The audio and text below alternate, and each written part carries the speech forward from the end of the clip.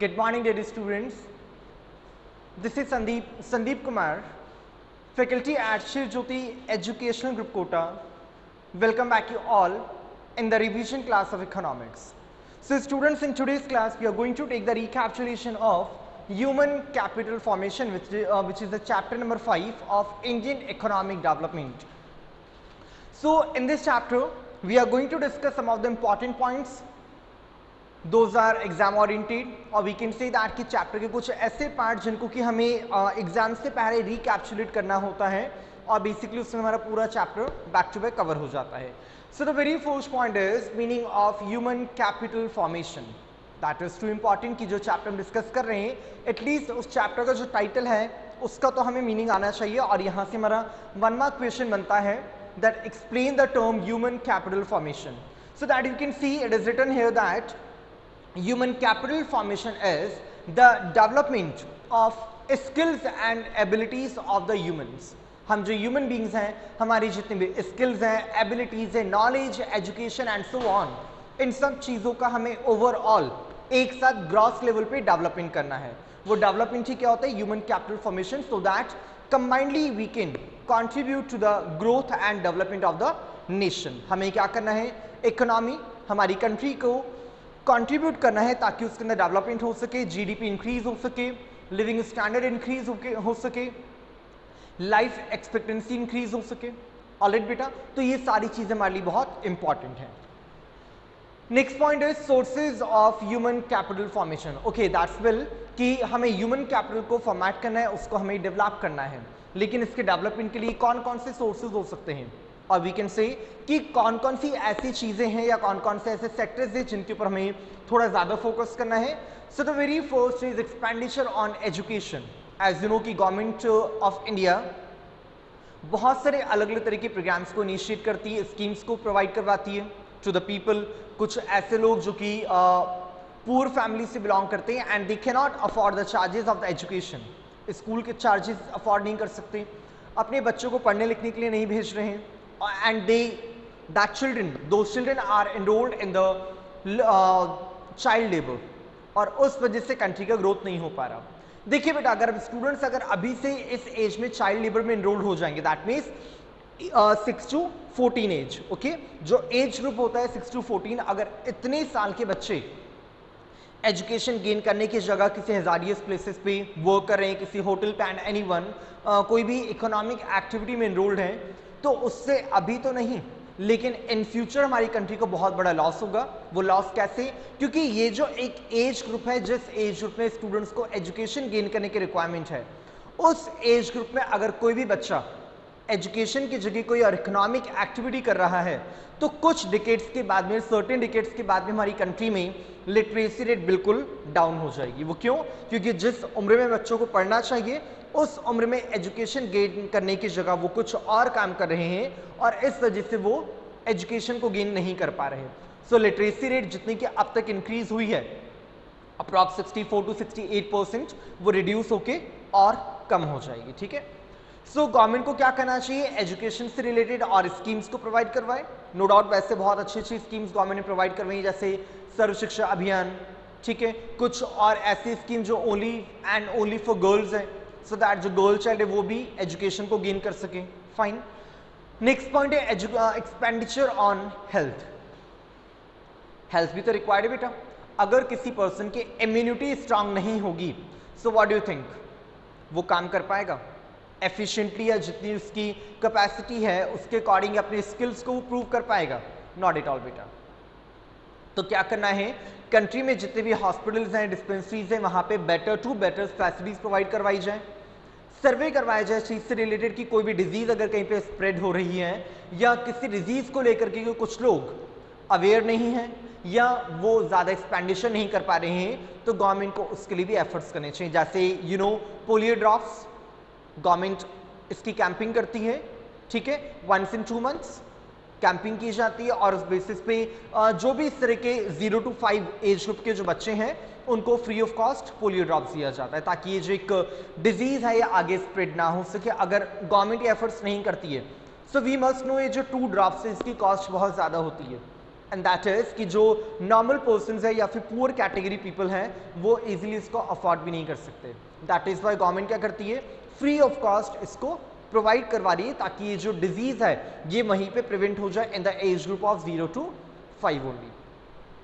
Next is on the job training, और इसमें हमें क्या करना है बेटा जॉब ट्रेनिंग के अंदर, ये चीज़ मैंने आपको वीडियो लेक्चर में भी बताई थी कि जब भी कोई पर्सन कहीं पे जॉब गेन करने जाता है या at the very first time किसी भी जगह पे जॉब गेन करता है तो वहाँ की क्या वर्किंग पॉलिसी है, कब क्या काम कैसे करना है, वर्किंग स्टाइल क्या है, अपनी स्किल्स को कैसे शोकेस करेगा, तो उस चीज़ के लिए पहले से उन्हें एक ट्रेनिंग दे दी जाती है। जैसे आप लोगों ने सुना है, आप जानते हैं आर्मी ट्रेनिंग्स होती हैं, एडमिनिस्ट्रेटिव ट्रेनिंग्स होती है इन पुलिस, ठीक है, डॉक्टर्स को पहले ट्रेनिंग दी जाती है।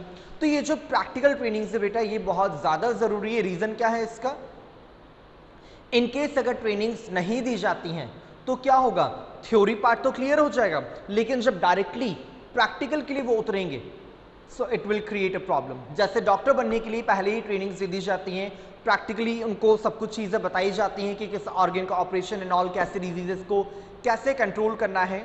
अगर मान लीजिए चीज़ें ना बताई जाएं तो what will happen, bookish knowledge will be allot, और जैसे ही कोई उनके पास फर्स्ट टाइम पेशेंट आएगा they will not be able to see the symptoms and जो डिजीज़ को कंट्रोल कैसे करना है वो सारी चीज़ों ने पता ही नहीं होगी। तो हर एक जॉब के लिए पहले ट्रेनिंग दी जाए। दैट इज ओके कि ट्रेनिंग देने के लिए एम्प्लॉयर एम्प्लॉय दोनों का एक्सपेंडिचर होता है, और कुछ जगह पे ये एक्सपेंडिचर ओनली गवर्नमेंट भी बेयर करती है। माना गवर्नमेंट के लिए एक्सपेंडिचर है लेकिन जब तक ट्रेनिंग नहीं देगी तब तक अपने स्किल्स और एबिलिटीज को शोकेस कोई भी ह्यूमन वर्कर नहीं कर पाएगा। Point number 4, expenditure on migration. Migration में क्या होगा बेटा, may be in the search of job, may be in the search of higher salaries, और may be in the search of good education system. Any of the person is leaving one place for getting the same services at the another place is known as migration। एक जगह को छोड़ के दूसरी जगह पे जाना, किस चीज़ के लिए, या तो अच्छी बेटर एजुकेशन सिस्टम के लिए, मे बी जहाँ वो रह रहे हैं वहाँ पे एजुकेशन सिस्टम ज़्यादा अच्छा नहीं है, फैसिलिटीज़ नहीं है, तो हायर एजुकेशन के लिए या एजुकेशन के लिए बाहर जाना, अब्रॉड जाना, ठीक है, गुड सैलरीज के लिए एक जगह को छोड़ के दूसरी जगह पे जाना, एम्प्लॉयमेंट फैसिलिटीज अपॉर्चुनिटीज के लिए किसी एक जगह को छोड़ के दूसरी जगह पे जाना ही क्या होता है, माइग्रेशन। इसके लिए भी एक्सपेंडिचर होता है, और एक्सपेंडिचर्स कौन पे करती है, गवर्नमेंट भी करती है, और साथ में प्राइवेट बेसिस पे हमें खुद को भी करना पड़ता है। तो ये जो माइग्रेशन इंपॉर्टेंट क्यों है बेटा, क्योंकि government also knows about the same thing कि एक ही जगह पे रह के अगर जहाँ पे ज़्यादा अच्छी फैसिलिटीज नहीं है वहाँ पे कोई भी पर्सन अपने आप को ग्रूम नहीं कर पाएगा। तो इन ग्रूमिंग के लिए गवर्नमेंट कुछ एक्सपेंडिचर्स करती है, और वो होते हैं expenditure on migration. Next point is expenditure on information. कुछ ऐसे रिमोट एरियाज जहाँ पे कि कुछ टेक्नोलॉजी डेवलप नहीं है, फैसिलिटीज नहीं है वहाँ पे लोगों के पास, प्रिंट मीडिया इलेक्ट्रॉनिक मीडिया से लोगों को इन्फॉर्मेशन नहीं मिल पाती है, तो वहाँ पे कुछ अलग अलग तरीके से नुक्कड़ नाटक करवा के या कुछ और इस तरीके से गवर्नमेंट लोगों तक इन्फॉर्मेशन प्रोवाइड करवाती है related to health facilities, related to education, migration and all, ताकि लोगों के स्किल्स एबिलिटीज डेवलप हो सके। तो उसके ऊपर जो एक्सपेंडिचर होता है रिलेटेड टू इन्फॉर्मेशन वो क्या है, एक्सपेंडिचर ऑन इन्फॉर्मेशन। तो ये सारे कुछ ऐसे सोर्सेज हैं जहां से कि ह्यूमन कैपिटल को हम क्रिएट कर सकते हैं या फिर ह्यूमन कैपिटल को इजीली डेवलप कर सकते हैं। Then the next point is importance of human capital formation. अगर गवर्नमेंट इतना एक्सपेंडिचर कर रही है, हम इतना लोड ले रहे हैं ह्यूमन कैपिटल के लिए, तो डेफिनेटली इसकी कुछ ना कुछ इंपॉर्टेंस तो है कंट्री में, तभी तो इतना ज़्यादा हम इसको डिस्कस कर रहे हैं। सो the very first point is effective use of physical capital. Country में जो फिजिकल कैपिटल है, फिजिकल कैपिटल क्या है, जैसे मशीनरीज एंड ऑल, प्लांट्स हैं, ये सारे फिजिकल कैपिटल होते हैं। तो इनके ऊपर वर्क कौन करेगा, वी ओनली ह्यूमन बींग्स। आज जिस भी तरीके को इंडस्ट्रीज अगर रन आउट कर रही हैं, वहाँ जितने भी प्लांट्स से मशीनरीज हैं उनको रन आउट करने के लिए भी तो ट्रेनिंग दी जाती है बेटा, ठीक है। तो वो प्लांट्स एंड मशीनरीज को कैसे रन आउट करना है, कैसे उनके साथ वर्क करना है, प्रोडक्शन कैपेसिटी क्या है उनकी, सर्विस वगैरह कैसे, मेंटेनेंस क्या है उसकी, तो इन सब चीज़ों के बारे में कौन जानता है, ह्यूमंस ओनली। अगर human being only and only manual work के साथ काम कर रहा है, टेक्निकल वर्क को वो नहीं जानता है, तो क्या होगा, प्रोग्रेस जो है जितनी होनी चाहिए वो उतनी नहीं हो सकती है, क्योंकि जो एक ग्रोथ रेट है बेटा वो टेक्निकल वर्क से थोड़ी हमें जल्दी मिल सकती है। लेकिन अगर हम सिर्फ मैनुअल वर्क करते रहेंगे, टेक्निकल वर्क पे नहीं जाएंगे, तो कंट्री का डेवलपमेंट जितना वाइब्रेंट होना चाहिए उतना नहीं हो पाएगा। तो हमें क्या करना है, जो फिजिकल कैपिटल है उसके इफेक्टिव यूजेस को देखना है। उन यूजेस के लिए हमें क्या चाहिए, ह्यूमन कैपिटल को पहले से ट्रेनिंग दी जाए, ह्यूमन कैपिटल को डेवलप किया जाए ताकि वो इजीली इस तरह की टेक्निक से फैमिलियर हो सके, इनसे इजीली ट्यून्ड हो सके। Next is improves quality of life. Definitely बेटा, जहां पे कोई भी पर्सन एजुकेटेड है, हेल्दी एंड वेल्दी है, तो उनका जो लिविंग स्टैंडर्ड है वो डेफिनेटली हायर होगा as compare to the people those who are lagging behind with all these facilities. एक ऐसा पर्सन जो कि पढ़ा लिखा है, ठीक है, और अच्छी सैलरी है, नॉलेज है, स्किल्स है, एबिलिटीज है, उसकी लाइफ स्टाइल बहुत डिफरेंट होगी। और एक जो अपोजिट पर्सन है उसकी लाइफ स्टाइल बहुत डिफरेंट होती है। और हमें क्या करना है, हमारी कंट्री में मैक्सिमम ऐसी पॉपुलेशन की रिक्वायरमेंट है जिनका की स्टैंडर्ड अच्छा होगा, स्टैंडर्ड ग्रो कर रहा है, ग्रूमिंग पर्सनालिटीज है, उनकी रिक्वायरमेंट है, ताकि जो कंट्री है ओवरऑल या ग्रॉस लेवल पे भी बिल्कुल ऐसे ही अपनी आइडेंटिफिकेशन को परफॉर्म कर सके। Next is control of population growth. ये बेटा चीज आप लोग एसएसटी में ऑलरेडी बहुत बचपन से पढ़ते हुए आ रहे हैं कि पॉपुलेशन ग्रोथ के लिए भी हमें ह्यूमन कैपिटल की रिक्वायरमेंट है। दैट इज व्हाट, कि जब तक लोगों में एजुकेशन के बिहाफ पे इस चीज के बारे में अवेयरनेस नहीं दी जाएगी तब तक पॉपुलेशन को हम कंट्रोल नहीं कर सकते हैं। तो हमें क्या करना है, लोगों को एजुकेशन प्रोवाइड करवानी है, जिसके लिए भी हम आगे डिस्कस करेंगे, जो स्कीम्स गवर्नमेंट प्रोवाइड करवाती है। अपार्ट फ्रॉम दैट हमें क्या करना है, लोगों को इस चीज के बारे में अवेयर करवाना है, चाहे वो कैसे भी किया जाए। कुछ न्यूज़पेपर एड्स हो सकते हैं, कुछ सैंडविचमैन एडवर्टाइजमेंट्स हो सकते हैं, या इसके अलावा प्रिंट मीडिया, इलेक्ट्रॉनिक मीडिया, नुक्कड़ नाटक एंड ऑल, इन सब चीज़ों के बिहाफ पे हम लोगों तक इस चीज़ को पहुंचा सकते हैं कि पॉपुलेशन जो हमारे यहाँ पे ग्रोथ हो रहा है, एक्सेस जो है उसको प्रिवेंट किया जाए, और जितनी पॉपुलेशन हमारे पास है उनको कैसे बेटर फैसिलिटीज प्रोवाइड करवानी है उस पर वर्क स्टार्ट किया जाए। एज वी नो दैट कि एजुकेशन सिस्टम हमारी कंट्री में बहुत रिक्वायर्ड है और इसीलिए गवर्नमेंट बहुत एफर्ट्स करी, जैसे प्राइमरी लेवल पे गवर्नमेंट बहुत एफर्ट्स कर रही है, अलग अलग स्कीम्स प्रोवाइड करवा रही है। Then middle, secondary, higher secondaries, UGC, technical education, इन सबसे रिलेटेड जो प्रोग्राम्स है बेटा वो ऑलरेडी मैं आपको अपने वीडियो लेक्चर में बता चुका हूँ। तो I still request you all की रिवीजन वीडियो को देखने से पहले एक बार आप जो हमारे ऑनलाइन लेक्चर्स हम लोग ऑलरेडी आपको प्रोवाइड करवा चुके हैं, जो वीडियोस आपको सेंड कर चुके हैं, उन्हें जरूर देखा करें। साथ में रेफरेंस बुक, जो मीन्स आपकी जो बुक यहाँ से रेफर्ड है एनसीईआरटी बुक, उसको जरूर साथ में देखा करें बेटा, ताकि आपके सारे पॉइंट्स क्लियर हो पाएंगे। और यहाँ जो इन ब्रीफ जो हम रिकैप्चुलेशन आपको दे रहे हैं वो चीज़ भी आपके लिए अच्छे से क्लियर हो जाएगी। ठीक है बेटा। So I was just talking about the different programmes given by the government, जैसे ही सर्व शिक्षा अभियान, ठीक है, कस्तूरबा प्रोग्राम जो कि रिलेटेड हुआ है ओनली फॉर द गर्ल्स, कुछ हॉस्टल्स प्रोवाइड करवाना, कुछ ऐसी स्कीम जहाँ पे कि गवर्नमेंट फ्री ऑफ कॉस्ट सारी एजुकेशन से रिलेटेड मटेरियल प्रोवाइड करवा रही है, जिसके अंदर books, stationeries, uniform, free of cost school, मतलब नो फीस इन स्कूल। इसके अलावा वहाँ पे मिड डे मील, ये सारी चीज़ें गवर्नमेंट प्रोवाइड करवा रही है, ताकि ये जितनी भी फैसिलिटीज़ है थोड़ी कैची हैं बेटा। ठीक है, इसके अंदर क्या होगा, जो स्टूडेंट होंगे वो इन चीज़ों से अट्रैक्ट होंगे और इन चीज़ों को गेन करने के लिए एटलीस्ट स्कूल में आना स्टार्ट करेंगे, और डेफिनेटली जब स्कूल में आएंगे तो उन्हें एजुकेशन गेन होगी। और हमें क्या करना है, हमारा जो मेन एम्बिशन है, ऑब्जेक्टिव है, that is what, human capital formation. Clear है बेटा। लेकिन स्टिल इतने एफर्ट्स करने के बाद भी कंट्री में कुछ ना कुछ हमारे वीकनेसेस हैं इन द एजुकेशन सिस्टम। वो क्या है, the very first point is high illiteracy. As we have already discussed कि at the time of independence approximately 16 to 17% literacy rate was there in India। लेकिन अब जो रिसेंट डेटा हमारे पास आता है उसमें जो लिटरेसी रेट है दैट इज 64 to 68%। अचीव किया है नो डाउट, लेकिन इतने सालों में भी 6 to 7 डिकेड्स में भी आज तक हमने 100% लिटरेसी रेट को गेन क्यों नहीं किया। दैट मीन्स कहीं ना कहीं कुछ ना कुछ लैग बिहाइंड हम कर रहे हैं। Point number 2, gender bias. और जेंडर बायस के अंदर क्या है बेटा, orthodoxy.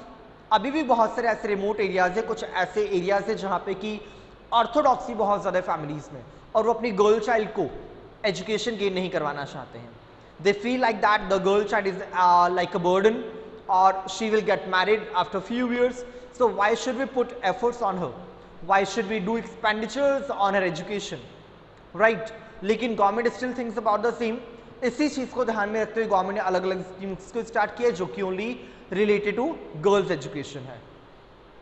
Point number 3, low quality education, जो कि मैंने आपको वीडियो में भी बताया था बेटा कि हमारी कंट्री में जो एजुकेशन सिस्टम है वो बेसिकली बेस्ड है ऑन द थ्योरेटिकल पार्ट। हम ओनली थ्योरी एजुकेशन पे ज़्यादा एम्फेसाइज करते हैं रादर देन प्रैक्टिकल।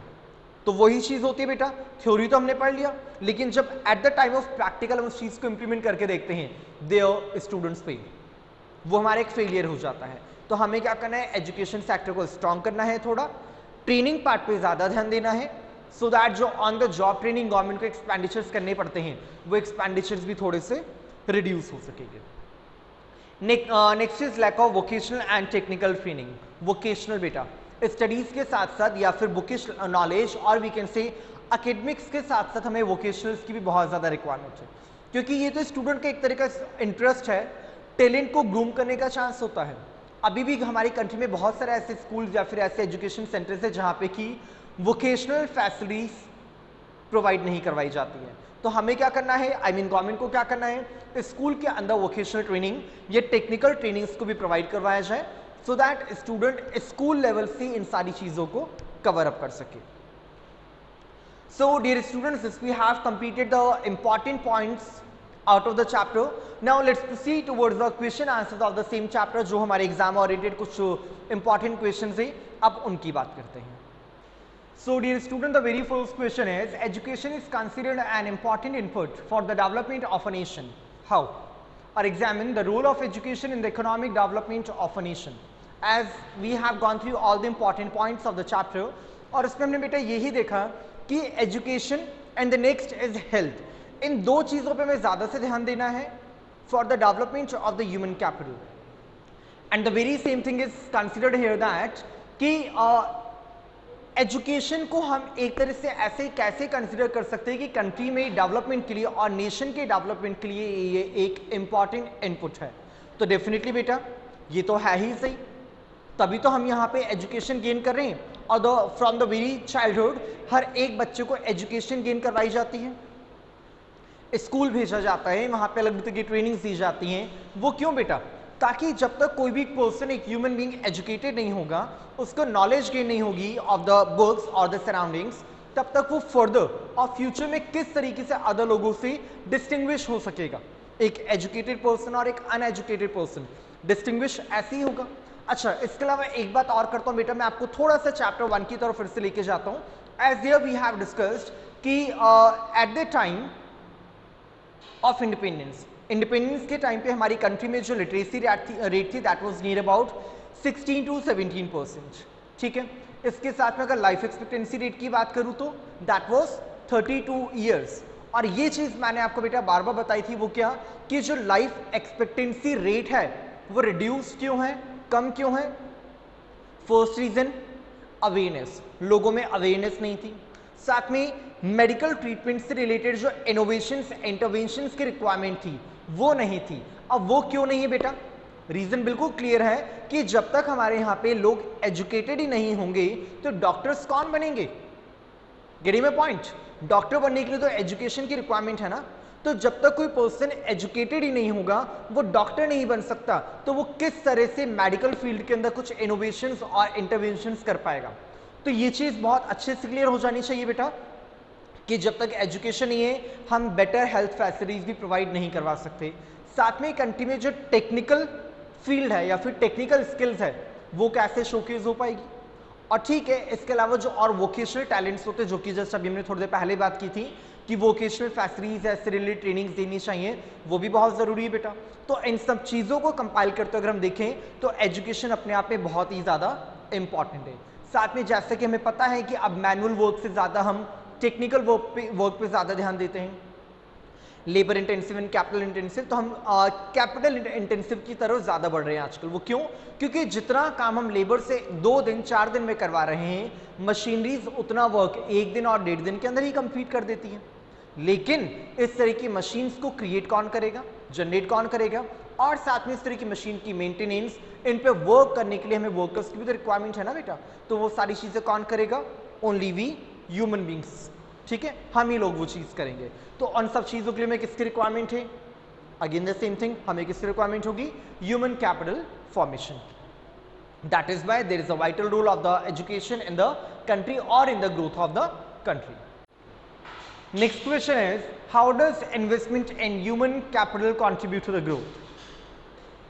बेटा ह्यूमन कैपिटल में हम जो इतना इन्वेस्ट कर रहे हैं, मॉनेटरी एक्सपेंडिचर्स कर रही गवर्नमेंट, तो उसका हमारी कंट्री की ग्रोथ में या इकोनॉमिकल ग्रोथ में क्या कॉन्ट्रीब्यूशन है, या किस तरीके से वो हमारी कंट्री में सपोर्ट कर रहा है टू द ग्रोथ सेक्टर और in the growth rate. So the very first point is raises production. देखिए बेटा, अब ह्यूमन कैपिटल को जब हम ट्रेनिंग देंगे, हम लोगों को ट्रेनिंग दे रहे हैं अलग अलग तरह की, उनको बता रहे हैं, समझा रहे हैं कि वो कैसे करना है, अलग से अलग मशीन्स का इनोवेशंस किया जा रहा है, इंटरवेंशन किया जा रहा है, मशीन्स पे वर्क कैसे करना है, मैनुअल वर्क को छोड़ के मशीनरीज को ज़्यादा प्रेफर किया जा रहा है. तो डेफिनेटली वो क्यों? क्योंकि उनसे प्रोडक्टिविटी इंक्रीज हो रही, production day by day increase हो रहा है. और डेफिनेटली जो मशीन से बेटा इनको क्रिएट करने वाला कौन है? We only humans are there. Point number 2, raises efficiency and productivity. Efficiency increase होगी बेटा, क्योंकि लेबर वर्क, कोई एक लेबर जब काम करती है तो उसकी एफिशिएंसी और एक मशीनरी की एफिशिएंसी दोनों में डिफरेंस होता है बेटा. ठीक है, तो पहली बात एफिशिएंसी इंक्रीज होगी और प्रोडक्टिविटी भी. सच एज अगर कोई भी एक ह्यूमन है, एक ह्यूमन बीइंग है, वो डेली जो वर्क कर रहा है, किसी भी तरह की यूनिट्स का प्रोडक्शन कर रहा है, hope so approximately 50 to 70 units का प्रोडक्शन वो कर पा रहा है. ठीक है, लेकिन यही वर्क जब हमने मशीनरी को दिया इन द सेम आवर्स, उतने ही टाइम ड्यूरेशन हमने अगर किसी मशीन से काम करवाया, तो हो सकता है प्रोडक्शन होगा 500 यूनिट्स का. So the benefit is efficiency भी और प्रोडक्टिविटी दोनों ही साइमल्टेनियसली इंक्रीज हो जाती है. Next point, brings positive changes in outlook and attitude. Definitely बेटा लेबर वर्क और मशीनरी वर्क दोनों में डिफरेंस होता है. कंट्री का आउटलुक, कंट्री का जो यहाँ के जो मेंबर्स हैं, लिविंग मेंबर्स हैं, उनका स्टैंडर्ड, उसमें भी डिफरेंस आएगा बेटा, क्योंकि एक जो मैनुअल वर्क कर रहे हैं और एक मशीनरी वर्क कर रहे हैं, दोनों के अंदर डिफरेंस बहुत ज़्यादा होता है. इम्प्रूव्स क्वालिटी ऑफ लाइफ होगा ये भी, क्योंकि मशीन से काम करना उसमें एफर्ट्स कम है rather then in the labour work. तो लेबर को छोड़ के जब हम काम करेंगे मशीन से, तो एक जो लाइफ स्टाइल है वो भी चेंज होगा, लाइफ की जो क्वालिटी है वो कहीं ना कहीं चेंज हो जाएगी. और साथ में जब मेडिकल फैसिलिटीज मिलेंगी तो डेफिनेटली फिर तो लाइफ एक्सपेक्टेंसी भी इंक्रीज हो जाती है. Raises life expectancy, the same point I have told you कि जैसे जैसे इनोवेशंस होते जाएंगे इन द मेडिकल फील्ड्स, या इसके अलावा हॉस्पिटल्स, डिस्पेंसरीज, फैसिलिटीज ज़्यादा मिलेंगी, तो क्या होगा? जो लाइफ एक्सपेक्टेंसी वो भी इंक्रीज हो जाती है. And the very last point is raises social justice. Social phenomena ज़रूरी है, जस्टिफिकेशन, तो वहाँ भी इनको सपोर्ट मिलता है. साथ में जो सोशल वेलफेयर है उसके अंदर भी डे बाय डे इंप्रूवमेंट होता जा रहा है. ठीक है बेटा, तो ये हमारे कुछ इंपॉर्टेंट क्वेश्चन थे related to the same chapter. और इसके अलावा बेटा आपको जो कुछ आपकी तरफ से एफर्ट्स करने वो क्या, these MCQ questions I have sent you. ये कुछ एक्स्ट्रा क्वेश्चंस मैंने आपको सेंड किए हैं, आपने ये देखा होगा इनको. और इसके अलावा कुछ आपकी short type questions, long type questions भी दिए हैं. तो बेटा इनको आपने ज़रूर पढ़ना है, एग्जाम पॉइंट ऑफ व्यू से ये आपके लिए बहुत इंपॉर्टेंट होते हैं, तो इनको आप बिल्कुल मत छोड़ना बेटा. ठीक है, so this was all from my side. See you all in the next video. Till that time take care, bye bye everyone.